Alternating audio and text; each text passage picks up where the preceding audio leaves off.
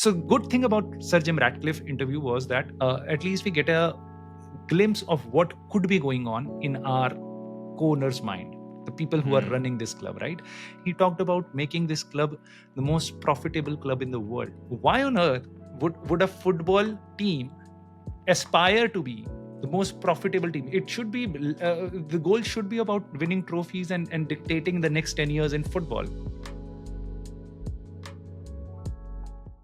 So I'm pleased to be collaborating with Shekhar from the United Boys channel.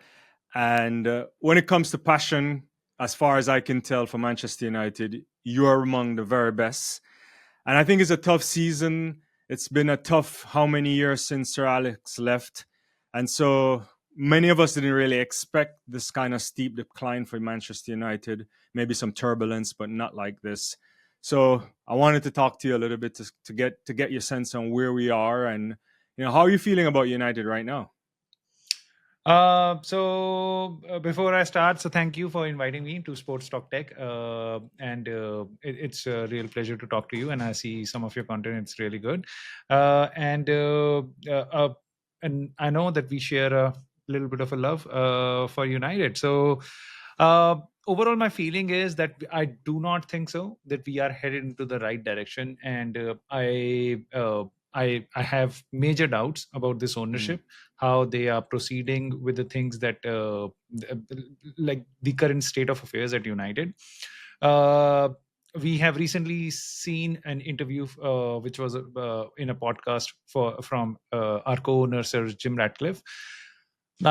He said a couple of good things, and then when I look back, he has been saying a lot of good things since he came in, but the actions that I see, they sometimes do not match what he has always talked about. He like some of the fans, they call him a liar because he said that if he wouldn't have come to United, so basically he saved United, otherwise we would have gone bankrupt. So but when you look at the financial figures, it does not look like that we have any cash surplus with us. So it was as per me, it was just it was just the money that Glazers wanted. They got it.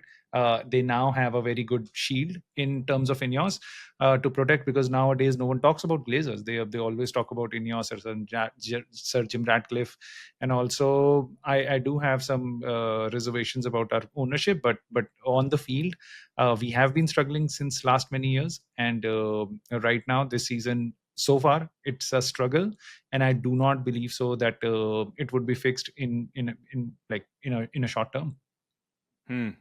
Yeah, the Ratcliffe thing is interesting because he's now taking on all of the heat. Some people want to give him grace in the sense that we never really heard from the Glazers. They never spoke. They basically hang out in Florida. They may mention the Buccaneers here and there, but they never say much about United. And clearly, we all know the history of them taking all that, payments in kind and the cash out of the club. And it was really a kind of interesting thing. But what Ratcliffe has been doing has also been traumatic for many people who are part of the club structure. For a big club like United, it felt like a family, at least the way I understood it. And then to get rid of like taking the dinner away from the tea ladies or so, and changing all of these structures. I don't know. I guess they'll come back and say, "What about the refresh on Carrington? You don't buy that as yeah." Yeah, so it's a good. So see, I don't think so that they're like bad people. They don't want United to be a better team. They certainly do. Right. It's they have already invested in it, right? But my doubts are they? I can get the intent, but are they capable enough? You try to compare them with any other owners. For example, Todd Bowley. He got a very poor team in France. That was Strasbourg, and then they have been just ascending in the league table since Todd Bowley came into the picture. And then you look at within the same league, you look at OGC Nice, where they do not have Glazers, and INEOS has been running that from last 7 years or so. Now, Sir Jim Ratcliffe, in his interview, he said that I remember the time from Sir Alex Ferguson. That was 86, to 89 or 90, right? When people were calling out for his head and they wanted him sacked.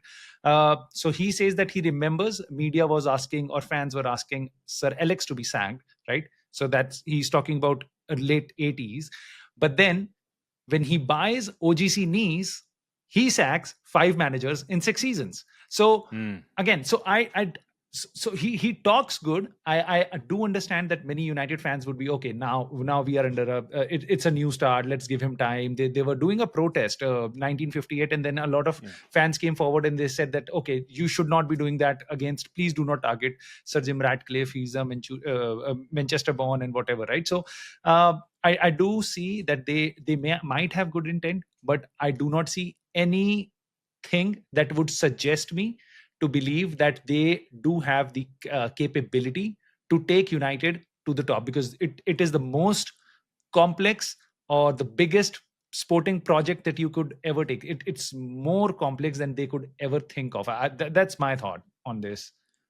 No, I don't think you're wrong on this. I think you're trying to turn around an oil tanker. You're trying to turn around something that, for many years, I don't necessarily think before even INEOS, that the Glazers recognized that the United decline was that bad, right? So it's still there. The money is still coming in. The debt is looming, but the money is there. They're in Champions League. They figure they can turn it around. And then by the time you look, I guess CR7 comes back to the club and is like, Carrington is the same as I left it. Some of the things aren't working. They realize that this is gone. And to turn around something like this is a lot of work. But they've brought in everybody now, right? They have their own people. Omar Barada. He's talking about the academy. I think Ratcliffe was saying something about the academy not producing enough. Nick Cox is gone. Half of those staff members are gone too. And there's all these changes. And they have their own man, right? So they've gotten rid of Ten Hag. They have Amorim. I don't know what to make of it. Like, how are you making it? I guess I agree with you in a sense. It should, some of the off the field things takes a while, I imagine, to implement, recruitment wise, refocus of the academy. I don't know your thoughts on that. Yeah. So it was very interesting of what Sir Jim Ratcliffe said about our academy. He said that it should, if we can produce, they should be producing talent all the times, and that helps the club financially. Now, you can take it two ways, and I do not know what he meant. One way of looking at it could be, okay, so we have youngsters and we would sell them and we would make profit. I do not think so. We should be looking at it that way. It should be the other way around. And this Class could of very 92 well, style. right. So he could mean it in the Barcelona way. Okay, we would produce talent and then we would use it in the first team, so that we would not have been we would not be spending so much money, like buying Matheus Cunha or the next Brian Mbeumo or Sesko. We would produce our own talents. If he meant that, of course, we do not know what his intentions were when he said that. But if he meant this, the later, that if you can use the talent in your team, then I'm all in for it. But again, whatever his intentions are, what are the concrete steps that they have taken in the last 2 years around our academy? When I see that, I don't see any good steps that I can recall. So yes, they are moving away from Nick Cox, but it isn't a case that they felt that, okay, academy is not doing good, let us get rid of Nick Cox and bring in someone else. It wasn't this way. It was Nick Cox got a better job at Everton. And now he's moving into a technical director role at Everton, not playing with not managing under 18s, right? So now he's going into the senior technical director role. So he's moving away, and then they are bringing a replacement. So now they are saying that they don't we are not producing talent and it would take time. But yes, it certainly takes time. But what have you done in the last 2 years? So tell us about that. What were the things we were doing wrong before, and what are we doing right, so that we can expect after 3 years we would have a better academy or whatever. Because we have been buying academy talents right now, but we have been also buying them before INEOS. Like we bought Alvaro Fernandez. We also bought Garnacho. right? And so many other players. Some of them they could taste the football in the first team. Some of them we just sold them, or they were not good enough. So that we do understand academy football is a risk. Not 10 out of 10 talents would come out to play in your team, or they would be sold nicely, right? So again, there is no concrete steps as to how they are going to develop, but yes, there is a very sweet talk that we should be developing it. Yeah. No, I think you're right on that. And I think a club like United, the history, United talks about having a first team player for what, close to 80 years or however long in the team. Every academy player, every first team has an academy player. But I don't know if they're living up to that kind of history. I don't know if we'll get a resurgence of a Busby Babes or for the class of '92 or Fergie Fledglings. Those are those don't come along often, right? Like even if we think if we go to the Barcelona model when all of those guys popped up, your Xavi, Iniesta, Busquets, all these guys coming through. United Academy, I never felt like it was a terrible place to be. I mean, you always got talent, and if the players didn't really necessarily kick on, they always got a professional career someplace. Now I'm not so sure what's going on, and I'm also that also works well with the philosophy of the coach, right? They have to think that this is important to bring through players, and leads me to my question, and is on an Amorim, right? So this is their man now. What are we to make of what is now getting close to a full season? Well, not a full season, an entire year in charge. Because I felt last year he made a talk. We're going to have to suffer. The team will have pain. And I was like, okay, fine. You lose to Tottenham in in a Europa League. You finish way down on the table. You take the pain to expect that you would jumpstart in a new season, and it doesn't look any better to me. Right. So that's the most tricky topic, I would say, in in United fans' mind. What do we do with Ruben Amorim? Should we support him? Can he turn around this club with his vision? And the other thought would be he's just making it worse. So why not get rid of him? And you would see a spectrum of United fans who are some of them are on the each side of the extreme, where I do not think so we should be. We should ideally be in the balance, like right in the middle, and try and observe. From what I see is that Ruben Amorim has been successful, but so was Ten Hag before he came to United. And we have seen over the years numerous managers, numerous players, though they are always excellent as soon as they are not playing for United. So before and after playing for United, they are always most of the time they are good. So with Ruben Amorim, I would say that my stand is for one, we brought a manager in the middle of the season. Now we gave him just one signing in January, where we should have given him a lot more signings because he was going to implement a new system. We suffered for the next 6 months. We only gave him Patrick Dorgu, who was a 20-year-old right. He was mostly playing as a right winger at Lecce, again a Serie A club which was not doing very well. And now we just gave him that signing. Come the January, so sorry, we moved out of January. 1st of February, David Ornstein says that we did not, like INEOS did not do signings because they are ready for the summer blitz and whatever. And then in summer, you see they just sign Benjamin Sesko after the season started, I believe. And then they got us two experienced players. That's it. Matheus Cunha, Brian Mbeumo. Sesko, I would consider, although he has 4 years of experience in playing in Champions League, but coming into the Premier League, he's a very fresh and very inexperienced striker with a lot of burden. And then they gave us a very inexperienced goalkeeper in Sunny Lamens, although it was really refreshing to see his one match performance. But again, overall, we brought a new manager and we gave him just two experienced players. That is how I see him, see the situation. Now, I am not in a situation to judge Ruben Amorim based on that because his system, it works. People talk about Bruno Fernandes in midfield. If he does not play Bruno Fernandes in midfield, we would be playing almost 7 players who are not actively attack minded. So right now we have a left back who is not very good going forward, which is Patrick Dorgu. On the right wing, Ahmad has had one good game. Otherwise, it's usually Mizrahi, who again is primarily a defender. If you do not put Bruno in midfield, you lack a lot of creativity. I know it isn't very useful on the defensive part when Bruno plays in midfield. I do accept that, but then what options does he has? Ruben Amorim has. So I think if you give this man an attacking left back and a right back, a decent wing backs, those who can attack well.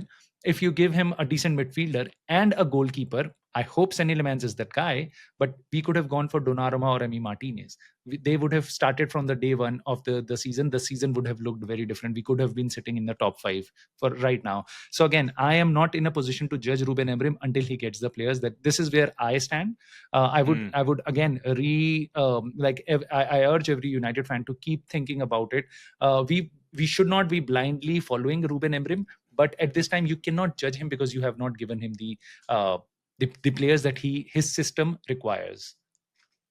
That's a sensible argument you're making. I want to connect it back to what you were saying about the management of the club in terms of what they're trying to do. Management in the sense of the ownership model. So you look at what's happening here, and I was puzzled in terms of how the transfer occurred this summer. Okay, there's no manager on the planet. I don't think United has the kind of money to say we're going to buy him 11 players or 7 or 8 players. However, the way in which they attacked this had me a bit puzzled. It was clear from last season that Onana wasn't really the man for Amorim. He changed him with Bayern there a couple of times. Late in the season, you saw something there. So you say to yourself, goalkeeper is a spine of your team. You need a goalkeeper. Why is the goalkeeper coming after the season starts? 2, okay, you get a striker. I can take it. Fine. 2 number 10s in the classics form for or wingers, however you want to put them, 2 attacking mind players. But what about the middle of the park then, right? What's the legs situation there? Because the Casemiro thing, he can do the job, but he can't do the job in the Premier League at his age. And so I feel like they go out, they buy players, and they probably left the manager hanging dry if I'm buying your kind of argument here. Right. People talk about like fixing how we can fix United, and then there is a whole lot of argument that comes into the picture that we have spent a lot. Again, this has been pushed a lot from INEOS that hey, we have spent a lot of money. We should not be spending so much money, but then I do not see any other way around it because you then see the champions, which is Liverpool. They went and they shelled out all the money that they could in this transfer market because they were serious about maintaining the lead, and then they wanted to do better. They wanted to grow with when they had this opportunity. Similarly, Arsenal, they went and signed like 8 players, and some of them are for first team, and this is a team that we are talking about which came second, which went into the semifinals of Champions League. So they are doing pretty well, and then they are doing 8 signings, and then you see who are the people behind it, right? So Liverpool have got a very good guy behind these transfers, and then Arsenal recently signed Edu. No, they got rid of Edu and they brought Andrea Berta from Atletico Madrid. So I think what we do is that we are too much focused on the PR. Oh, we have signed a 17-year-old midfielder from Senegal. Let's put a photo of Omar Parada and Jason Wilcox and show them how we are doing business, right? So I think we are too much into it. And while you do not see Andrea Berta goes and signs Hincapi and I don't know a midfielder from Brentford, right? And then they do so many amazing signings. They sign Kepa as a backup goalkeeper. Like our 3 goalkeepers at the starting of the season, Onana, Bendy, and you mentioned you talked about the goalkeepers, right? So Tom Heaton, I do not think so. There would be any team, maybe a few, that would take any of them as a backup goalkeeper. So we are that poor, and then we go into a transfer window, and then we do a minimal business. So they always say that we have done we were dependent on the sales, but again, you knew about these sales 6 months in advance. We sold Rashford. So if you start picking out on each of the transfers that we have done, I do not think so. You would be very happy if you just look at it from a neutral standpoint. Be it Garnacho's sale, I think it was very cheap.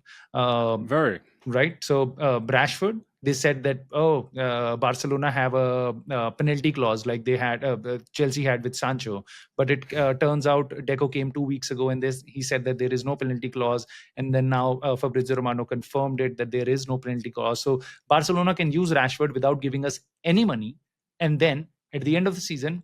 They would come back to negotiate it. We would not even get 26 million pounds, and I'm telling you, Barcelona knows that they can do that with United because we are not good enough. Right. Yeah, and I thought like with the reshape of the structure, Barada, Wilcox, all these guys. I don't know what's the guy that went on gardening leave from Newcastle. I Dan forgot his Ashworth. name. No, Dan Ashford. Yeah, he's gone. It's like you. I don't know. I mean, they brought in their own that guy that ran this British cycling to think about high performance. Then he's out again. I'm not sure what they're doing for such a massive club. You really need high quality people, otherwise it's not going to work. And is the way Ruben Amorim plays, is that the way United want to play for the next 3-4 managers, right? Because at some point at these massive clubs, you have to think about what is the philosophy, how are we going to play, and so if you had to get another manager, can they fit this, fit the system easily, right? And I don't know if they've done that yet. Right. When they got Ruben Amorim, this was highly circulated in the media that he is going to be our head coach and not the manager, Yeah. like Eric Ten Hag, right? So they Yeah. wanted to say that we are going to dictate the style of play. They got a manager who plays 3-4-3, which is completely different to how we play. We used to play, right? So if they were to get rid of Ruben Amorim, I would imagine any sensible management, which if whatever they told us in the past was true, they are going to hire someone who plays the same system. That is how on papers it should be, but I wouldn't be surprised in case they tomorrow they would sack Ruben Amorim and then they hire a new fancy doll just to keep protest or the fans on their side, and then keep the things in the shush by the time they figure out their plans for like rebuilding a new stadium and all that. because Right. because see, it comes back to, so good thing about Sir Jim Ratcliffe interview was that we at least get to see, like you mentioned, Glazers, they never talked. So right now we get an opportunity, and I would appreciate them for that. At least we get a glimpse of what could be going on in our co-owner's mind, the people who are running this club, right? And but the sad part is, what if I try to observe what he has said, it does not fill me up with a lot of confidence, because he talked about making this club the most profitable club in the world. Like, Right. does and then I wonder, does Real Madrid, do they have this goal? They are one of the biggest Right. soccer clubs or football club in the world, right? So they don't aspire to be the most profitable. Barcelona does not aspire to be most profitable. You pick up Juventus, you pick up Bayern Munich, PSG, Manchester City, Liverpool, Arsenal. No one has this goal of becoming the most profitable. Why on earth would a football team aspire to be the most profitable team? It should be, the goal should be about winning trophies and dictating the next 10 years in football. That should be the goal, but we are too much focused upon profit. So what happens if tomorrow we, like, Mateus Cunha has an excellent season, Brian Mbeumo, Benjamin Sesko, they are playing well, we are in top 4, and next year we win the league, right? And then an offer comes for 100 million for Benjamin Sesko. As per our goal, we should be selling him rather than investing more and bringing more people in, right? So we sound like we are doing business like Bright and we need profit. That seems to be our goal, rather than Real Madrid winning trophies and or maybe PSG or Manchester City, like whatever the cost be, like Chelsea, we would win the league and we are going to be the dominant force in football. Right, and the PSG guys have totally transformed the way they thought about football. They didn't, they stopped bringing in all these high-profile guys, and they've structured it in a way to, it's paid dividends. They won a Champions League. It's interesting, as you say that too, because there's all these reports about you. I think Andy Mitten had a thing in the Athletic today talking about United exploring licensing for the potential for seats for the potential new stadium that they want to build. None of the yeah, you need a new stadium is, but it's not really important right now. I think the product has to improve on the pitch. You need to turn it around, start winning, getting back into the Champions League. It's United outside of the Champions League. It doesn't sit right. I don't care, and I think most of Europe would understand that too. You know, it's a big TV draw. It creates a fervor. But yeah, I don't know. I wonder too if this profit thing makes you think like they'd rather cash in on a Kobe Manu than try to make sure he's the next great thing from out of the academy. Because I see a kid that 2 years ago you couldn't tell me that he wasn't destined to be an all-time great player, and now he can barely get into the team. I'm not quite sure what's going on there. Yeah, I wonder if there's a mix there. And the whole thing about those rumors in the summer that they would listen to offers for Kobe Manu, that's not a team that looks to what that wants to dominate in my mind. It's a team that is looking to rearrange something. So in the McKinsey group is telling you how to rearrange as opposed to football people, you know. Yeah. Exactly, and people criticize Garnacho, and I have done that as well because of his behavior of the field and what he has said after the game, after the Europa League final, and all that. But I do remember what you just talked about. There were strong rumors about United cashing in on Kobe Menu and Garnacho. These are the guys who scored for us in the FA Cup final victory uh, just few months before this news started to hit, and then these were supposed to be our future. But then all of a sudden now, I. But we were looking to cash out on them.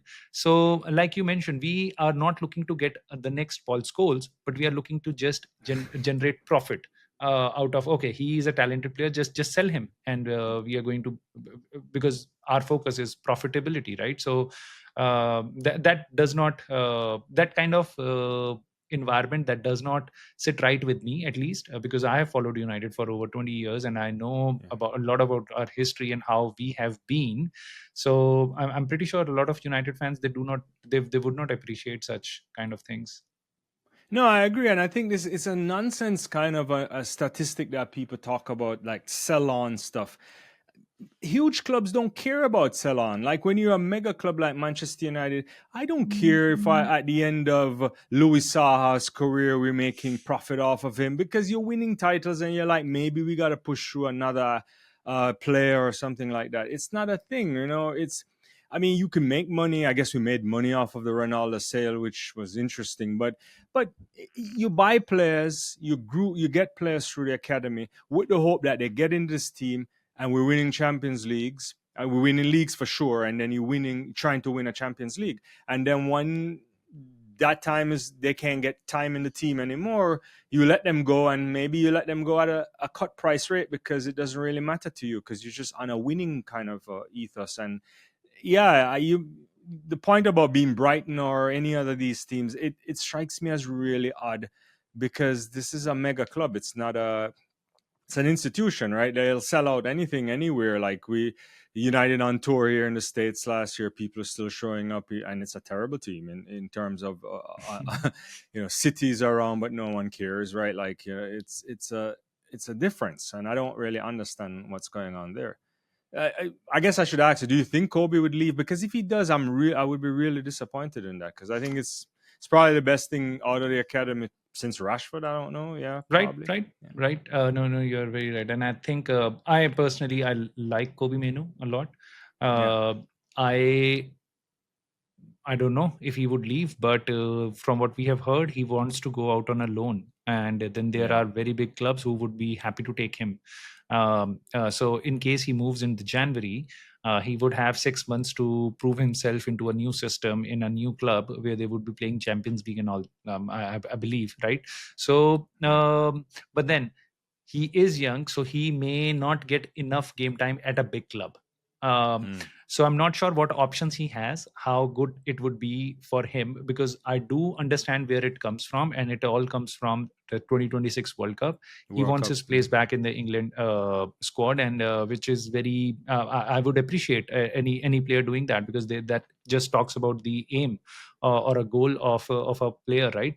The situation that we are in is that I would I see a lot of people like myself, a lot of United fans, they love Kobe Menu, right? But then it comes across as Ruben Amorim has to be hated because he is not giving him minutes, Mm. Kobe Menu. But when I analyze our games, I do understand what this midfield requires. We require like a bullish central defensive midfielder. It could either be Casemiro or Ugarte, right? But then we need someone in the middle of the pitch who could play as a box to box midfielder. Since we do not have creativity on our wings, we need someone who could step forward and create a lot. So between Bruno Fernandes and Kobe Menu, unfortunately, you would It's have to going to pick be Bruno. Bruno Fernandes, and that this is the situation that Kobe Menu is in. I hope we had I wish we had more games. We got knocked out of the Carabao Cup, so he could get more game time to prove himself. But Right. if I have to be fair on the team, it, it's he has to fight it out. He has to fight it out. There Yeah. is no two ways about it. He's not a defensive midfielder that can sit beside Bruno Fernandes. It would be catastrophic for my team, right? So maybe he has to sit it out and see how it goes. But yeah, that is one of the most interesting situations that we have in our T squad.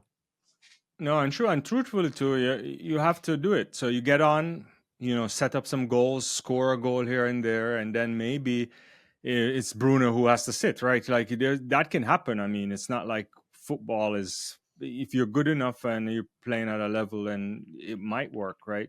Right. Because we see that the same with Xerxes. I think he wants to leave to go out on loan or so because everyone's thinking about the World Cup. So I don't know. Let me ask you a couple more, just maybe before we leave. What's your process? I guess, are you hopeful for the Liverpool game in the sense that they're on a little bit of a slide, which is interesting because they started off with a flyer in terms of, I would say, the points. I've watched many of the games. They won them late, but that's not something to be critical. That's what great teams do. They may not play well, but they still come across and get the points where it matters. I'm not hopeful, but are you hopeful that something can happen? Can you build on the last performance there? And yeah, what are markers for success for you this season? In terms of Liverpool, I think I always see such games. When we are playing Liverpool, Arsenal, City, teams like that. I have a very bad memory of Liverpool beating us at 4-1 at Old Trafford when Mm, I was very young, and then I learned a lot of over the years that the form, it just goes out of the window when you play such high stakes matches. right.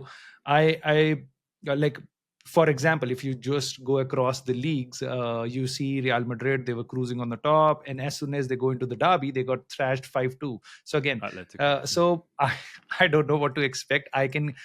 We can get a United side which would beat Liverpool 2-0, and then I wouldn't be very shocked if we get beaten up 4-0. Liverpool are a very good side. They have not been playing good. Their players have not clicked together.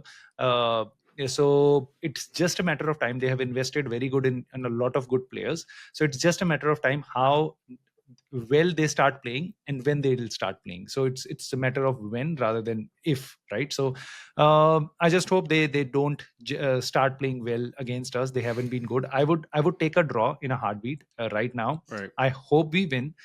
We could take out a scrappy win, and good thing with us is that we still are a very much counter attacking team, right? So if Liverpool try to come on us, hopefully Cunha or Mason Mount, whoever plays, we can nick a goal based on our last performance and Liverpool's last performance. It looks like it could be a much more balanced game rather than a one-sided affair. So it is. I anticipate a very cracking game at Enfield on October 19th.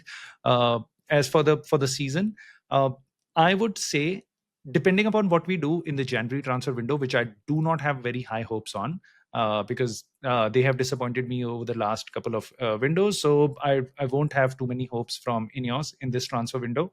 But in case we don't do much, I would say I would be happy if we finish top eight, top seven or top eight. I know that does not sound like, oh, you're a United fan, you should not have such bad expectations. But when I look at this team, I do not, they do not fill me out with confidence. There are so many holes in our team. Like, for example, what happens if Sesko gets injured? What happens if Sene Lemans gets injured? What happens if Patrick Dorgu gets injured?